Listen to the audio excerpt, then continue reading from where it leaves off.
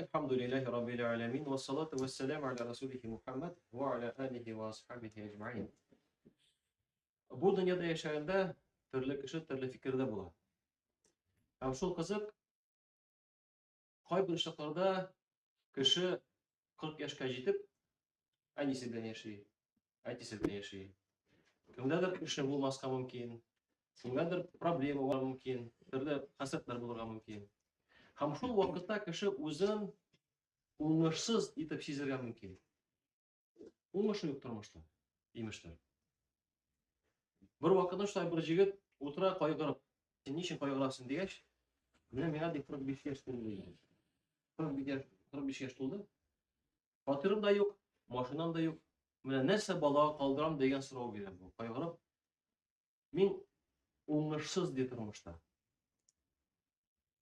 Һәм менә әгәр дә карасак, монда сорау туа.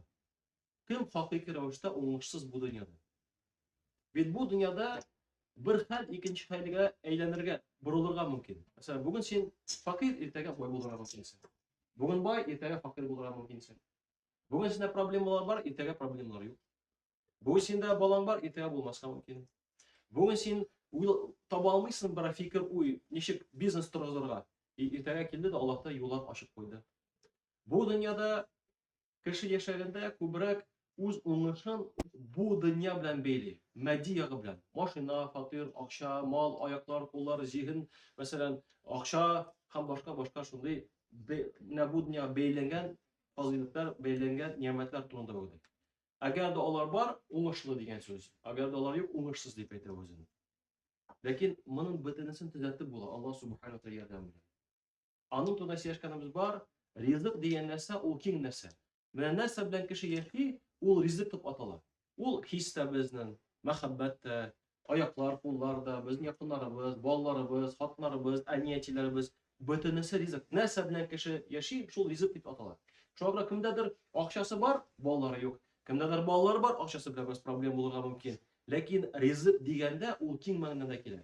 Һәм шул вакыттан әгәр дә кеше караса, ул шул вакытта анализ ясарый. Бәлки мин күбрәк бәхетлерәктер. Тегешә караганда. Чөнки ризык нәрсәгә киң карарга кирәк. Бу бер яктан, һәм икенче яктан бу дөньяда үз хәлеңне төзәтеп була. Беренче сәбәп кыл, икенче Аллаһдан сора. Тәһәҗҗүд намазлар, истигъфарлар, зикрләр, төрле юллар белән. Хакыйкый уңышсыз кеше шул була. Кем берәр хәл кылып, ул хәлне төзәтә алмый.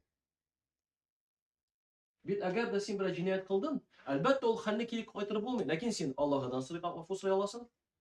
Теге зөлмлек китерән кешедән гафу сорый аласың, хакын бирә аласың, тырышасың. Ягъни бераз ничек тә төзәттең. Әмма хакыйкый уңышсыз кеше ул шул вакытта шул хәлдә була һәм уңышсыз була. Кайчан берәр хәлгә эләгеп, ул хәлне берничек тә төзәтә алмаса. Бу нинди хәл, кардәшләр? Бу дөньядан киткән хәл. Аллаһ субханаһу ва тааля әйткәндә: "Фәлә тамутунна илля ва антум муслимун." Мөселман булмыйча ди бу дөньяны китмәгез. Ни өчен? Чөнки әгәр дә мөселман булмыйча бу дөнья китәбез икән, бу хәлне төзәтеп булмый, кардәшләр. Әгәр дә син гөнаһлы мөселман булып китсәң, хәлең төзелә иншааллаһ. Барбер, Аллаһ та гафу итмәсә, гөнаһлар өчен газап була да, газаптан соң иншааллаһ барбер җәннәткә керәсең.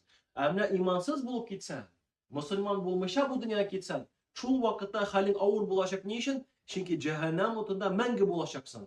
Үзгәреш булмый. Ягъни бу хәлне берничек тә төзәтеп булмый. Шуңа бер яктан кеше әгәр дә мөселман булып гөнаһ кылса, ул имансыздан хәерлерәк кеше. Нәтиҗәдә иншааллаһ җәннәткә. Ләкин монда куркыныч нәрсә бар. Әгәр дә кеше белә торып, иманлы кеше, иман китергән икән, белә торып, даими рәвештә гөнаһ кылып барса, бу гөнаһ анарга бу дөньядан имансыз булма сәбәп булырга мөмкин.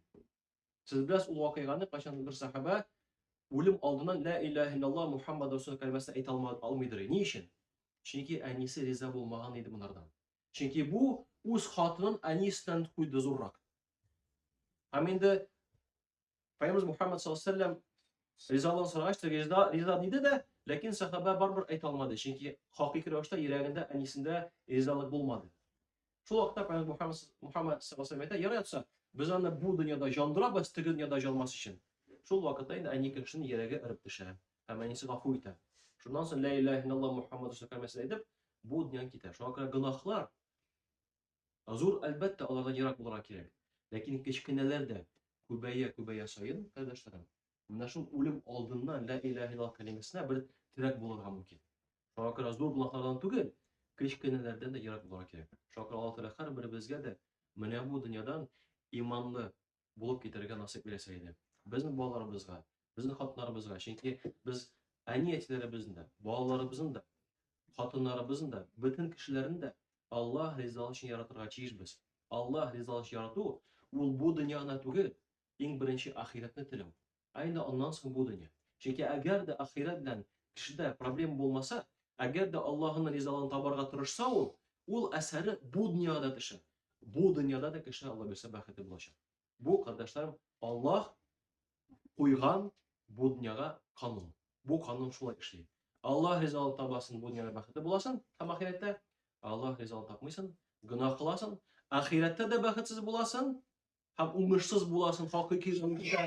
Чөнки бер нәрсә төзәтеп булмый, әгәр дә имансыз булып китсәң, һәм әлбәттә бу дөньяда да кеше бәхетсез булачак.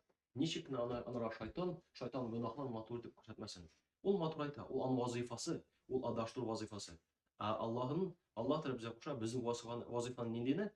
Туры юлны эзләп, туры юл белән яшәп, Аллаһка итаат итеп яшәргә. Аллаһ Тәгалә һәрберебезгә дә Аллаһка итаат итеп, гөнаһларны гафу сорап, бу дөньядан китәргә насыйп итсә иде. Субханакаллаһумма ва бихамдик, ла илаһа илля анта, астагфирука ва атубу